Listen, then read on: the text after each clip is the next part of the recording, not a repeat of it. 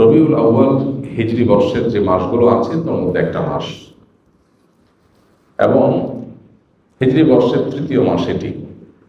রবিউল আউয়ালের এই মাসটি নবী করিম সাল্লাল্লাহু আলাইহি সাল্লামের ওফাতের মাস এবং অনেক ইতিহাসবিদদের মতে বেলাদতের জন্ম লাভেরও মাস। যদি নবী আলাইহিস সালামের জন্মের তারিখ, অ্যাকচুয়াল টাইম, মাস, এটা নিয়ে অনেক মত পার্থক্য আছে। এখন কেউ বলতে পারে মত পার্থক্য কেন আছে? কেন আছে তার কারণ হলো, সে যুগে মানুষ জন্মের তারিখ সংরক্ষণের ব্যাপারে এখন আমরা যতটা সিরিয়াস, বা আমরা যত জন্ম হলে সাথে সাথে তারিখ নোট করে ফেলি, তখনকার মানুষের মধ্যে এটা এত গুরুত্ব ছিল না। ওই সময় তো অনেক পরের কথা, 1450 বছর। এখন থেকে 50 বছর, 100 বছর আগেও যদি আমরা চলে যাই, 100 বছর যাওয়া লাগবে না, 20-30 বছর আগেও যদি চলে যাই, অনেকের দেখবেন যে আমাদের জন্মের তারিখে ঠিক নেই, মা বাবা খেয়াল করেন নাই। বাট এখন মানুষ অনেক এলাকা গ্রামে একদম তারিখটা লিখে রাখে, কারণ জন্ম নিবন্ধন তো করতে হয়। তো আগে যত পিছনে যাবেন এটার তত গুরুত্ব ছিল না। নবী করিম সাল্লাল্লাহু আলাইহি ওয়াসাল্লাম ব্যাপারটা হলো, তিনি যখন জন্মগ্রহণ করেছেন তখন আল্লাহর কিতাবে, আল্লাহর ইলমে তিনি নবী ছিলেন। মক্কার মানুষজন কি জানতো? জানতো না। কুরাইশ বংশের অন্য 10টা বাচ্চার মতো একটা বাচ্চা জন্ম নিয়েছে বলে তারা মনে করেছে। এই যে একজন নবীর আগমন, এটা তো মানুষ টের পায়নি, কিন্তু যখন তার মৃত্যু হয়, দুনিয়া থেকে চলে যান, তখন তো দুনিয়া জানে তিনি নবী। এই জন্য মৃত্যু দিবসটা যেভাবে সংরক্ষিত, জন্ম দিবসটা সেভাবে সংরক্ষিত না। সেটা যাই হোক, জন্ম দিবস, মৃত্যু দিবস দুইটাই এই মাসে আমরা ধরেই নিলাম, রবিউল আউয়াল মাসে। তাহলে এই মাসের আমল কি? উত্তর হলো যে এই মাসের জন্য আলাদা করে স্পেশাল কোনো আমল নাই। আমল হলো সারা মাসের, সারা বছরে। সেটা কি? সেটা হলো নবী করিম সাল্লাল্লাহু আলাইহি সাল্লামের সুন্নাহকে অনুসরণ করা, তাকে সব কিছুর চাইতে, সবার চাইতে বেশি ভালোবাসা দেওয়া, এবং তার আদর্শকে নিজের মধ্যে ধারণ করা। এই কাজগুলো যদি আমরা করি, তার প্রতি ঈমানদার দাবিদার যারা, তাহলে ইনশাআল্লাহ কিয়ামতের ময়দানে তার সুপারিশ, তার সাথে জান্নাতে থাকা, আরো আল্লাহ তাআলা বিভিন্ন নেয়ামতের অধিকারী আমরা হতে পারবো। আর যদি আমরা রবিউল মাস আসলো আর 1-2টা মিলাদ পড়লাম, কিয়াম করলাম, বা কিছু আমল নবী সাল্লাল্লাহু আলাইহি ওয়াসাল্লামের মহব্বতের নামে করলাম, আর করে যদি মনে করি যে আমার দায়িত্ব আদায় হয়ে গেছে, সেটা ভুল হবে। আমাদের সমাজের মানুষের হলো নেচার হলো যে রবিউল আউয়ালে তোমার গান গাই, ও রবিউল আউয়াল গেলে তোমায় ভুলে যাই। তো নবী সাল্লাল্লাহু আলাইহি ওয়াসাল্লামের ইত্তেবা কোনো মাসের সাথে সম্পৃক্ত না, সারা বছরের, সারা জীবনের জন্য। বিধায় রবিউল আউয়াল মাসের জন্য কোরআন অথবা হাদিসে আলাদা কোনো আমল, বিশেষ কোনো আমলের কথা বলা নেই। সম্মানিত 4টি মাস আছে, সেই 4টি মাসের কথা ভিন্ন, যেমন জিলকদ, জিলহজ, মুহররম আর রজব মাস, আর রমজান মাসের বিশেষ ফজিলত আছে। এর বাইরে বাকি মাসগুলো সবই সমান, এগুলোর বিশেষ স্পেশাল কোনো আমল নাই, যেমন রবিউল আউয়ালে আলাদা করে কিছু নাই। নবী করিম সাল্লাল্লাহু আলাইহি সাল্লামের জন্মের দিন হলো সোমবার। কি বার? সোমবার। এই দিনটাতে মুসলমানদের জন্য নফল রোজা রাখা উত্তম। যদি সুযোগ থাকে আমরা নফল রোজা রাখতে পারি, সেটা সুন্নাহ আদায় হবে। নবী আলাইহিস সালাম সোমবারে রোজা রাখতেন, এবং তাকে জিজ্ঞাসা করা হয়েছে, সুইলা আন সিয়াম ইয়াউমিল ইথনাইন, নবী আলাইহিস সালামকে সোমবার রোজা রাখা সম্পর্কে জিজ্ঞাসা করা হয়েছিল, কেন রাখেন? তখন তিনি বলেছেন, যাকা ইয়াউমুন উলিদতু ফীহি, কারণ এটা এমন দিন যেদিনে আমার জন্ম হয়েছিল। তো নবী আলাইহিস সালামের জন্মকে ঘিরে যদি কিছু করার থাকে, সেটা হলো সোমবারে রোজা রাখা। এর বাইরে জন্মের বার্ষিকী পালন, এই কালচারটা তখন ছিলই না নবী আলাইহিস সালাম বা সাহাবীদের মধ্যে। এখন যেরকম আমরা জন্ম দিবস বছরে একবার পালন করি, নবী করিম সাল্লাল্লাহু আলাইহি সাল্লামের জন্মের দিন যদি পালন করতে আপনার মনে চায়, সেটা বছরে একদিন না, সেটা প্রত্যেক সপ্তাহে একদিন। কি বারে? সোমবারে। এটা বিশুদ্ধ হাদিস দ্বারা প্রমাণিত। এর বাইরে যদি আপনি বলেন না আমি বার্ষিকী পালন করব, তাহলে এই জন্মের বার্ষিকী পালন করার এই কৃষ্টি, এই কালচার এসেছে প্রকৃতি পূজারীদের মধ্য থেকে। একসময় খ্রিস্টান ধর্মের মানুষেরাও এটার তীব্র সমালোচনা এবং বিরোধিতা করত, নিষিদ্ধ ছিল। পরবর্তী তাদের নবী ঈসা আলাইহিস সালামের জন্ম দিবস পালন করা শুরু করেছে। তারা যখন শুরু করেছে, এখন এক শ্রেণী মুসলমানরা মনে করা শুরু করলো যে তারা যখন তাদের নবীরটা পালন করে, তাহলে আমরা কেন আমাদের নবীরটা পালন করবো?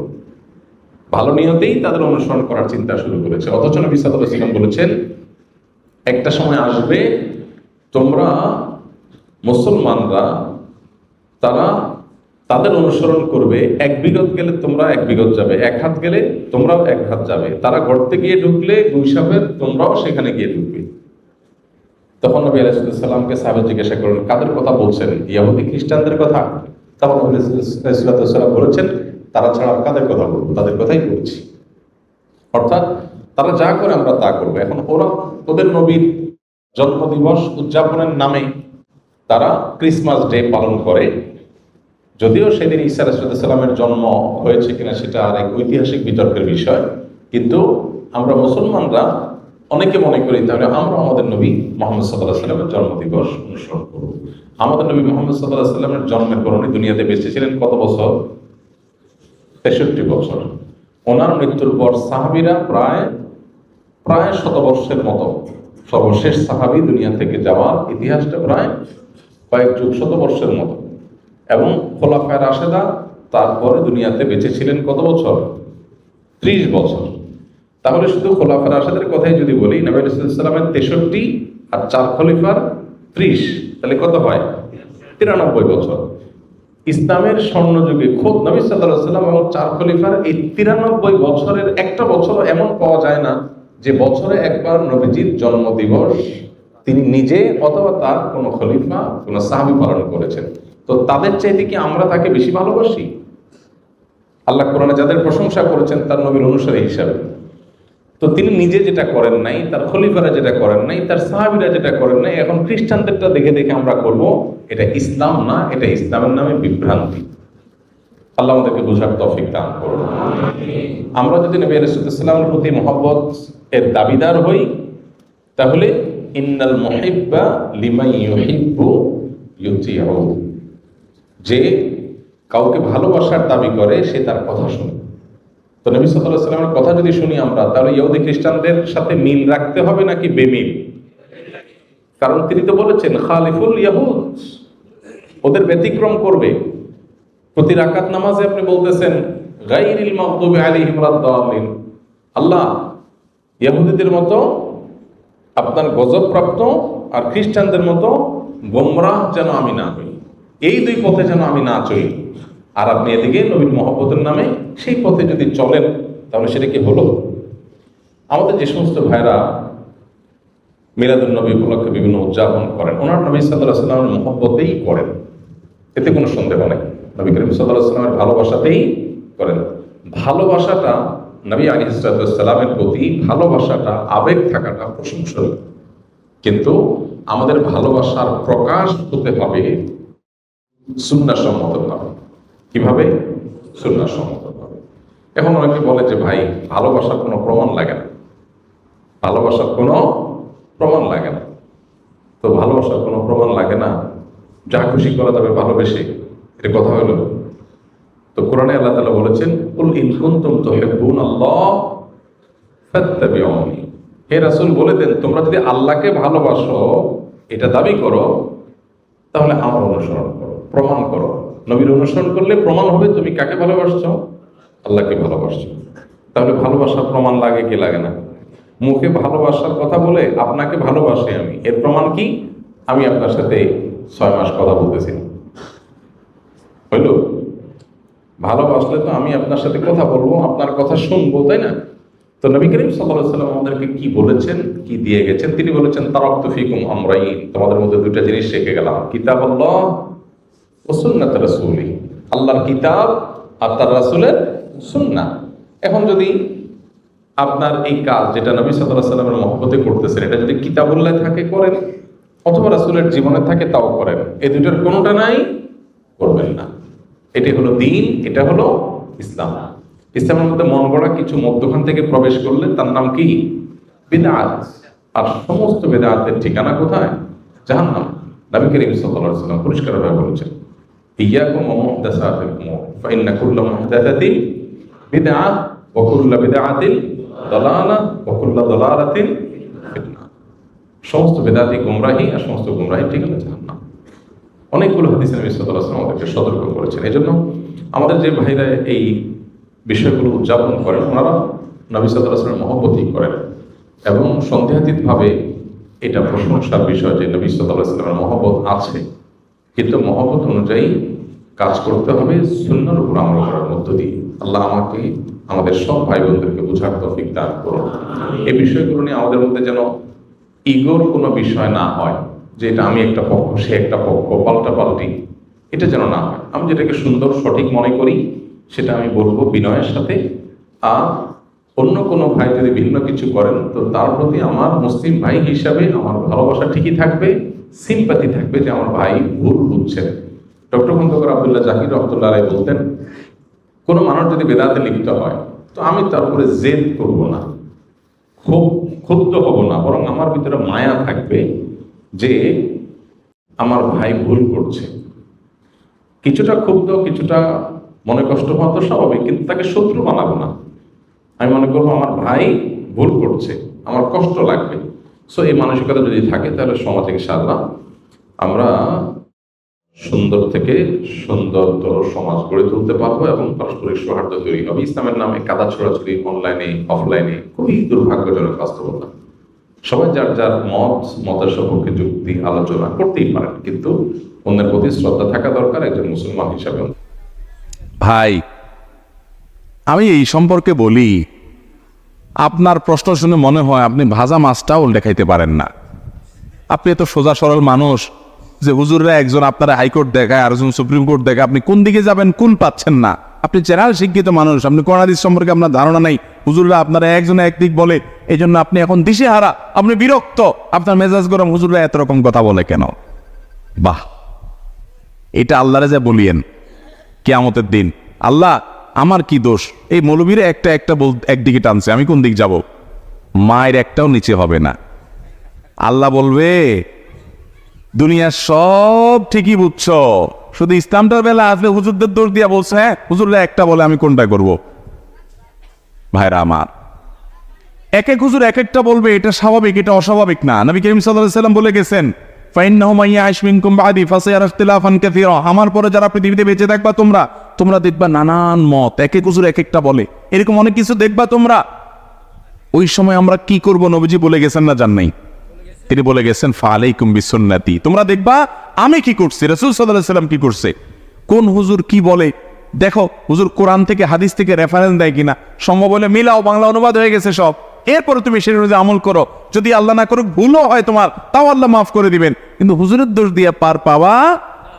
আমি প্রায় সময় বলার চেষ্টা করি ভাই, একটা এক্সাম্পল দিয়া। আচ্ছা, এই যে আপনারা তেল খান, সয়াবিন তেল, বিভিন্ন ব্র্যান্ডের তেল আছে না? তীর আছে, রূপচান্দা আছে, বসুন্ধরা আছে, ফ্রেশ আছে, হ্যাঁ পুষ্টি আছে, আর অনেকগুলো আছে না? কোনটা খাঁটি বলে, কোনটা বেশি খাঁটি? এটার কোনো উত্তর দেওয়া যাবে? কারণ সব কোম্পানির বোতলের গায়ে লেখা আছে 100% খাঁটি। আজ পর্যন্ত কোনো কোম্পানি পাইছেন যে বলে ভাই আমি 2 নম্বরই কথা বলি না, আমার 99% খাঁটি, 1% ভেজাল আছে? এরকম বলে কেউ? বলার সময় তো চান্দু বলে কি 100% খাঁটি। আপনি তখনও রাগ করে বলছেন যে এই বেলা এরটা খাঁটি, এ বলে এরটা খাঁটি, এই বলে এরটা খাঁটি, এত শুনে এত কথা বলে তো তেলই খাবো না। শেয়ানা পাবলিক, এখানে তো এটা বলেন না। একদিন এটা কিনা খান, আরেকদিন ওইটা কিনা খান, দেখেন পেটে বুটবাট করে কিনা, ফুটফাট করে কিনা, শরীরের সাথে আপনার ম্যাচ করে গেছে, টাকাও মিলে গেছে, কোনোটা ভালো মনে হয়েছে আপনি সেটাই, ঠিক না ভাই? ঠিক। বিবেক খরচ করেন, বুদ্ধি খরচ করেন, বোঝার চেষ্টা করেন। দুনিয়াটা তো ভালোই বুঝেন মাশাআল্লাহ। শুধু আখিরাতের বেলা আসলে, ইসলামের বেলা আসলে শুধু হুজুরদের গায়ের সব দোষ দিয়ে আপনি ফেরেশতা হয়ে যান। আমরা কোন দিক যাব? বাহ, আল্লাহ আপনাকে আকল বিবেক দিছে না দেয় নাই? 7 সমুদ্র 13 নদী পার হইয়া নামটাও লিখতে পারে না, 1 2 3ও চিনে না, এই লোক সৌদি আরব চলে গেছে, আছে না নাই? পয়সার জন্য তো অনেক কিছু করতে পারেন।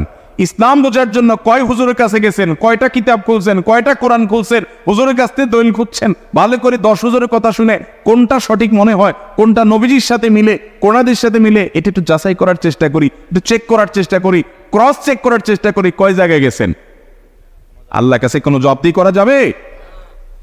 50 টাকার একটা লাউ, এটা কেনার জন্য টিপতে টিপতে টিপতে লাউর এমন 12টা বাজান বাজাইছেন যে লাউ বেচারা বেচতে বসছে, সে বলে ভাই কিনলে কিনেন, না কিনলে নাই, খবরদার নখ দিবেন না, ঠিক না ভাই? ঠিক। যে 50 টাকার লাউটা কিনবো, এটা যেন ভেজাল না হয়, এই জন্য আমি টিপা দেখি, তাই না? আলু পটল কিনেন, এত চেক করেন। আমাদের কাছে ইসলামটার দাম আলু পটল আর লাউ চাইতে কম হয়ে গেছে। যে যাচাই করার দরকার, যাচাই বাছাই করার দরকার নাই, চেক করার দরকার নাই, চেক করার জন্য কষ্ট করতে রাজি না। লাউর পিছনে যত কষ্ট করি, যত টিপ দেই, হুজুরদেরকে এত টিপি দেখি নাই, হুজুরেরটা ঠিক না ওরটা ঠিক, ঠিক না ভাই? ঠিক। আল্লাহ তাআলা আমাদেরকে বুঝার তৌফিক দান করুন। ঈদ মিলাদুন নবী যারা বিদআত বলবে তারা নাকি কাফের হয়ে যাবে, তাদের বউ নাকি অটোতালাক হয়ে যাবে। মূলত যারা এই টাইপের কথা বলেন, ওনাদের মূল দাবিটা থাকে এরকম যে নবীর যদি কেউ দুশ্মন হয়, নবীর দুশ্মনী করে, নবী সাল্লাল্লাহু আলাইহি সাল্লামের প্রতি যদি কেউ গোস্তাখি করে, বেয়াদবি করে, অমর্যাদাকর কিছু করে, তাহলে তো ঈমান চলে যাবে, ঈমান গেলে তো বউ তালাক হয়ে যাবে। এখন কথা হলো যে মিলাদুন নবী না করলে কি নবীর অবমাননা করা হয়, বা নবীকে অসম্মান করা হয়, নবীর সাথে বেয়াদবি করা হয়, নাকি নবী আলাইহিস সালামের আনুগত্যকে অক্ষরে অক্ষরে মানতে গিয়ে করা হয় না?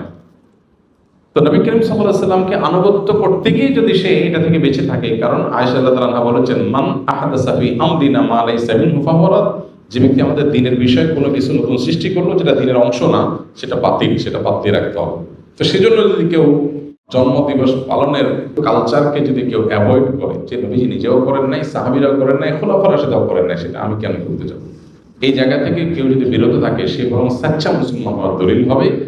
বাকি নবীর দুশ্মনী করলে তার জন্য এই কথা ঠিকই আছে, কিন্তু কেউ মিলাদ না পড়া মানে সে নবীর দুশ্মন, এটা তো বড় মুশকিল কথা। এখন ব্যাপারটা কেমন হয়ে গেল, একটা উদাহরণ দিয়ে ছোট করি। ধরেন আমি আপনাকে বললাম যে আপনি যদি ভালো মানুষ হয়ে থাকেন, তাহলে আমাকে একটা চা খাওয়ান। একটা উদাহরণ জাস্ট বোঝার জন্য। আপনি চাটা খাওয়ালেন না, না ভাই আপনার চা খান, তাহলে আপনি তো খারাপ মানুষ। আমি একটা ক্রাইটেরিয়া সেট করলাম ভালো মন্দের, করে ওইটা দিয়ে আমি ভালো খারাপ সার্টিফিকেট দেওয়া শুরু করে দিলাম।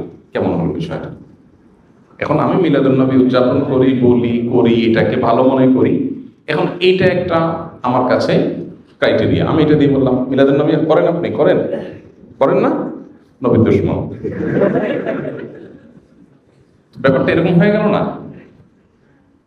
যেমন এই যে আপনার আমাদের দেশের স্বাধীনতার জন্য, আমাদের মাতৃভাষায় কথা বলার অধিকার এনে দেওয়ার জন্য যে মানুষগুলোর জীবন দিতে হয়েছে, আমরা তাদের প্রতি কৃতজ্ঞ না অকৃতজ্ঞ? কৃতজ্ঞ।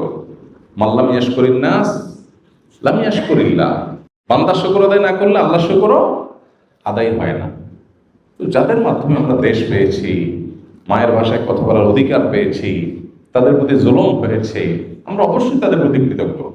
কৃতজ্ঞতা আদায় করে আমরা তাদের জন্য মনের ভেতর থেকে দোয়া করি, আল্লাহ আপনি তাদেরকে মাগফিরাত দিয়ে জান্নাতের আলা মাকাম দান করেন।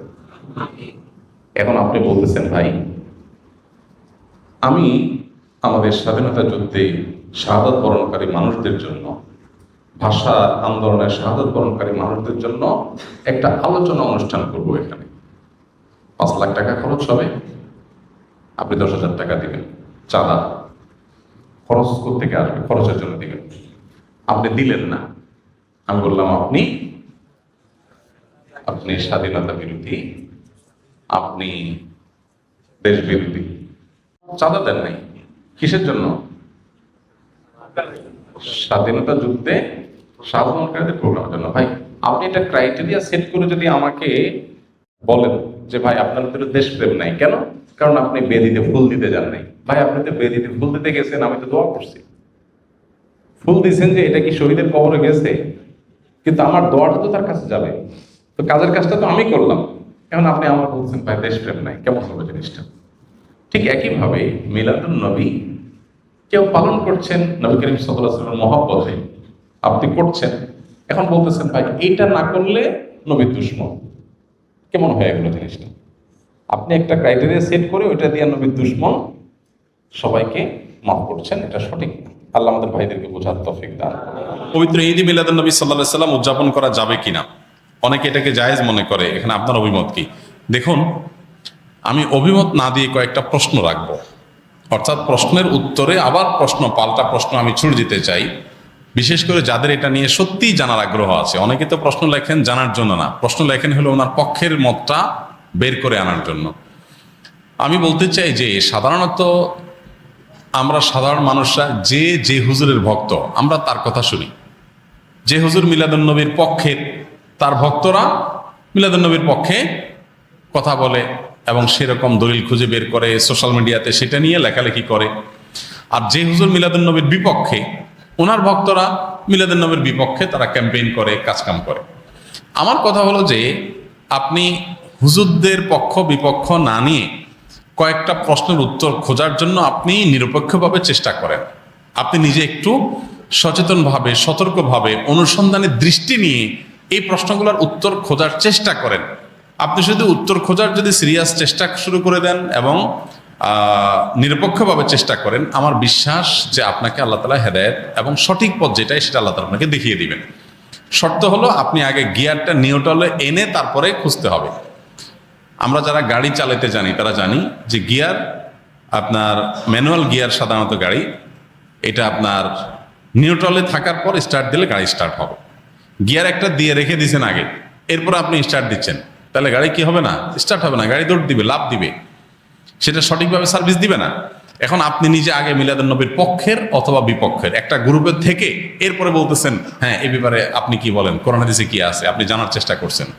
এইভাবে আপনি আসলে সত্য জানতে পারবেন না। সত্য জানতে হলে আপনাকে নিউট্রালে থাকতে হবে, যে ঠিক আছে আমি এটা নিয়ে অনুসন্ধান চালাই, পড়াশোনা করি, স্টাডি করি এবং আমার স্টাডির পর নিরপেক্ষভাবে সত্যিটা জানার জন্য আমি চেষ্টা করি। আল্লাহ তাআলার কাছে দোয়া করি আল্লাহ যেন আমাকে হেদায়েত করেন, গাইড করেন, তাহলে আপনি ইনশাআল্লাহ সঠিক পথ পাবেন। এবার আসেন প্রশ্নগুলো কি কি। এক নম্বর প্রশ্ন হলো, নবী করিম সাল্লাল্লাহু আলাইহি সাল্লামের যেদিন জন্ম হয়েছে, মিলাদুন্নবী মানে হলো নবী সাল্লাল্লাহু আলাইহি সাল্লামের জন্ম, এটাকে কেন্দ্র করে উদযাপন, আনন্দ ইত্যাদি। প্রশ্ন হলো নবী করিম সাল্লাল্লাহু আলাইহি সাল্লামের যে তারিখে জন্ম হয়েছে সেই তারিখটা কি চূড়ান্ত এবং অবিতর্কিত কিনা, অর্থাৎ অমুক তারিখে তিনি জন্মগ্রহণ করেছেন, ইতিহাসবিদগণ এ ব্যাপারে একমত কিনা বা হাদিস গ্রন্থগুলোতে এটা সুস্পষ্ট আসছে কিনা, এটা আপনি একটু জানার চেষ্টা করেন। আপনি যদি খোঁজ করেন, অনুসন্ধান চালান, তাহলে কিন্তু আপনি জানতে পারবেন, জানতে আপনার কষ্ট হবে না খুব বেশি, যে আসলে নবী সাল্লাল্লাহু আলাইহি সাল্লামের জন্মের তারিখটা এটা চূড়ান্ত কি চূড়ান্ত না। আপনি যদি অনুসন্ধান করেন, আপনি দেখতে পাবেন যে নবী সাল্লাল্লাহু আলাইহি সাল্লামের জন্মের এক্সাক্ট তারিখ নিয়ে ইতিহাসবিদদের মধ্যে নানা রকমের মত আছে। তাহলে কিভাবে আপনি চূড়ান্তভাবে একটা দিনকেই নিশ্চিত করে ধরে সেদিনকে আপনি উদযাপনে যেতে পারেন? নাম্বার এক, আপনি খোঁজার চেষ্টা করেন যে ওনার জন্মের তারিখটা এটা কি সুনির্ধারিত, অবিতর্কিত, নাকি এটা নিয়ে নানা মত আছে, আপনি একটু পড়াশোনা করার চেষ্টা করেন। নাম্বার দুই, নবী করিম সাল্লাল্লাহু আলাইহি সাল্লামের জন্মের তারিখটাকে তিনি নিজে উদযাপন করেছেন কিনা প্রতি বছর, এটা আপনি একটু জানার চেষ্টা করেন। তিনি যদি নিজে নিজের জন্ম উদযাপন না করেন, তাহলে তার সিনিয়র সাহাবী যারা, চার খলিফা আরো যারা আছেন, এই সমস্ত সাহাবীরা কেউ যারা নবী সাল্লাল্লাহু আলাইহি ওয়াসাল্লামকে সবচেয়ে বেশি ভালোবাসতেন, নবী সাল্লাল্লাহু আলাইহি ওয়াসাল্লামের ভালোবাসার দোহাই দিয়েই তো আমরা এটা করি, তো তারা যারা নবী সাল্লাল্লাহু আলাইহি ওয়াসাল্লামকে এর ভালোবাসায় যারা উত্তীর্ণ হয়ে গেছেন, ভালোবাসায় যারা প্রমাণিত, তার আশেকে রাসূল বলি যেটাই বলি আমরা তথাকথিত, এই জায়গাটা যারা ইতোমধ্যে প্রমাণিত হয়ে গেছেন, সেই সাহাবীরা যাদেরকে কোরআনে আল্লাহ সার্টিফিকেট দিয়েছেন নবী সাল্লাল্লাহু আলাইহি ওয়াসাল্লামের আনুগত্যের ব্যাপারে, ভালোবাসার ব্যাপারে, সেই মানুষগুলো নবী করিম সাল্লাল্লাহু আলাইহি ওয়াসাল্লামের জন্ম দিবস উদযাপন করেছেন কি করেন নাই, আপনি এই বিষয়ে একটু খোঁজ নেন, তথ্য উপাত্তগুলো ভেরিফিকেশন করেন, যাচাই করেন। তৃতীয়ত হলো যে জন্ম দিবস উদযাপনের এই কালচার কোত্থেকে আসছে, আপনি এটাও জানার চেষ্টা করেন। আপনি যদি এটা নিরপেক্ষভাবে এটা শুরু কোত্থেকে আসে দেখেন, আপনি দেখবেন এটা অগ্নিপূজক, প্রকৃতি পূজারী তাদের কাছ থেকে আসছে। এবং একসময় খ্রিস্টান ধর্মেও এই জন্মদিবস উদযাপন করাটার ব্যাপারে নিরুৎসাহিত করা হতো, নিষিদ্ধ করা হতো। পরবর্তীতে তারা নিজেরা আবার ওই প্যাগানদের দ্বারায়, প্রকৃতি পূজারীদের দ্বারা প্রভাবিত হয়ে তারাও তাদের নবীর জন্মদিবস উদযাপন শুরু করেছেন। আমাদের নবী সাল্লাল্লাহু আলাইহি ওয়াসাল্লাম বলেছেন, লা তুতরুনি কামা আতরাতিন নাসারা ইবনে মারইয়াম, তোমরা আমাকে নিয়ে বাড়াবাড়ি করিও না যেভাবে খ্রিস্টানরা ঈসা আলাইহিস সালামকে নিয়ে বাড়াবাড়ি করেছে। অতএব নবী করিম সাল্লাল্লাহু আলাইহি ওয়াসাল্লামের মিলাদুন্নবী পালন করবেন কি করবেন না, উদযাপন করবেন কি করবেন না, সেই প্রশ্নের উত্তর আপনি পেয়ে যাবেন যদি আমার এই তিনটা প্রশ্নের উত্তর আপনি নিজে অনুসন্ধান করে জানার চেষ্টা করেন। আল্লাহ আমাকে, আপনাকে, আমাদের সবাইকে হেদায়েত এবং সত্যিকারের যে সঠিক পথ সেটা আল্লাহ তাআলা আমাদের সবাইকে আল্লাহ তাআলা দান করুন। ঈদ মিলাদুন্নবী ও সিরাতুন্নবীর মধ্যে পার্থক্য কি? মিলাদুন্নবী মানে হলো নবী সাল্লাল্লাহু আলাইহি সাল্লামের জন্ম, আর সিরাতুন্নবী মানে হলো নবী করিম সাল্লাল্লাহু আলাইহি সাল্লামের জীবনী, জীবনচরিত। তো সিরাতুন নবীর মধ্যে নবী সাল্লাল্লাহু আলাইহি সাল্লামের জন্ম, মৃত্যু, শৈশব, বেড়ে ওঠা, আল্লাহর আদেশে নিজের জীবনের সব বিষয়গুলো এর মধ্যে আছে। সিরাতুন নবী মানে জীবন ইতিহাসের মধ্যে সবই আছে। আর মিলাদুন নবী হলো সিরাতের অর্থাৎ নবী সাল্লাল্লাহু আলাইহি সাল্লাম পুরো জীবনের একটা অংশ। এটা হলো একটা পার্থক্য। আর একটা বিষয় হলো যে মিলাদুন নবী এটা আসলে উদযাপন বা অনুসরণ করার বিষয় না। নবী সাল্লাল্লাহু আলাইহি সাল্লামের জন্মকে আমরা চাইলে অনুসরণ করতে পারবো না, যে উনি যেভাবে জন্ম হয়েছেন, যে তারিখে হয়েছেন, ওই তারিখে আমি হব, এরকম কোনো অপশন নাই তো। কিন্তু সিরাতুন নবী যেটা, এটা কি করা যায়? অনুসরণ করা যায়। নবী সাল্লাল্লাহু আলাইহি সাল্লামের জীবন চরিত্র দেখে দেখে সেই অনুযায়ী আমি আমার জীবনকে গঠন করলাম। তো এটা হলো মূলত আমাদের জন্য গুরুত্বপূর্ণ। আমাদেরকে নবী সাল্লাল্লাহু আলাইহি সাল্লামকে আল্লাহ দিয়েছেন তাকে অনুসরণ করার জন্য। তাকে অনুসরণ করার নামগন্ধ নাই, কিন্তু তার মহব্বতের দাবি করে আমি যাচ্ছে তা করে বেড়ালাম, তো এটা আসলে ইসলাম হতে পারে না। অতএব আমাদেরকে নবী করিম সাল্লাল্লাহু আলাইহি ওয়াসাল্লাম অনুসরণ করার চেষ্টা করতে হবে। ডিপ্রেশন, দুশ্চিন্তা থেকে মুক্তির উপায় কি? ডিপ্রেশন এবং দুশ্চিন্তা এখন ঘরে ঘরে। যত বেশি সম্পদ, যত বেশি মানুষের দিনকাল ভালো, তত বেশি মানুষের মধ্যে দুশ্চিন্তা, ডিপ্রেশন বেশি। তো এই দুশ্চিন্তা এবং ডিপ্রেশন এটা থেকে মুক্তি লাভের জন্য আমাদের যে কাজগুলো করতে হবে তার ভিতরে 1 নম্বর হলো 5 ওয়াক্ত নামাজ যথাযথভাবে সুন্দরভাবে আদায় করতে হবে, খুব লম্বা সময় নিয়ে, ধীরে ধীরে। দ্বিতীয়ত, আপনি বেশি বেশি করে কোরআনে কারিমের অর্থ সহকারে তেলাওয়াত করবেন। এটি দুশ্চিন্তা থেকে মুক্তি লাভের জন্য অন্যতম কারণ। বিশেষ করে সূরা ইউসুফ সম্পর্কে অনেক উলামায়ে বলেছেন, এটা অর্থ সহকারে বুঝে পড়লে, মহব্বতের সাথে পড়লে, তাজবিদের সাথে সুন্দরভাবে পড়লে ইনশাআল্লাহ দুশ্চিন্তা থেকে মানুষ বাঁচতে পারে। তৃতীয়ত, দুরুদের আমল। এ সম্পর্কে হাদিসে পরিষ্কারভাবে আমাদেরকে নবী সাল্লাল্লাহু আলাইহি সাল্লাম নির্দেশনা দিয়েছেন যে নিয়মিত যদি কেউ দুরুদ পড়ে, সবসময় দুরুদ পড়ে, তো আল্লাহ তাআলা তাকে দুশ্চিন্তা মুক্ত করেন। আরেকটা হলো ইস্তেগফার। ইস্তেগফার যদি কেউ নিয়মিত পড়েন, তাকেও আল্লাহ তাআলা দুশ্চিন্তা থেকে হেফাজত রাখেন। আর এছাড়া দুশ্চিন্তা থেকে মুক্তি লাভের জন্য একটা বিশেষ দোয়া আছে। নবী সাল্লাল্লাহু আলাইহি সাল্লাম পড়তেন, আল্লাহুম্মা ইন্নী আউযু বিকা মিনাল হাম্মি ওয়াল হাযান ওয়া আউযু বিকা মিনাল আজজি ওয়াল কাসাল ওয়া আউযু বিকা মিনাল বুখলি ওয়াল জুবন ওয়া আউযু বিকা মিন গালাবাতি দাইনি ওয়া কাহরি রিজাল। এই দোয়ার প্রথম অংশ যেটা, আল্লাহুম্মা ইন্নী আউযু বিকা মিনাল হাম্মি ওয়াল হাযান, আল্লাহ আপনার কাছ থেকে দুশ্চিন্তা, পেরেশানি, ডিপ্রেশন থেকে আমি পানা চাই। এই দোয়া বিশেষ করে পাঠ করবেন। আর এমনিতে নবী সাল্লাল্লাহু আলাইহি সাল্লামের নিয়ম ছিল, কানাইজা হাযাবাহু আমরুন ফাযা ইলাস সালাহ, কোনো বিষয় যখন তিনি পেরেশানিতে পড়তেন নামাজে চলে যেতেন, 2 রাকাত নামাজ পড়তেন। আর এর বাইরে বিশেষ করে ভোর রাতে তাহাজ্জুদের সময় উঠে নিরিবিলি আল্লাহর সাথে একটু মন খুলে কথা বলেন, ইনশাআল্লাহ আল্লাহ তাআলা আপনার মানসিক অশান্তি দূর করবেন।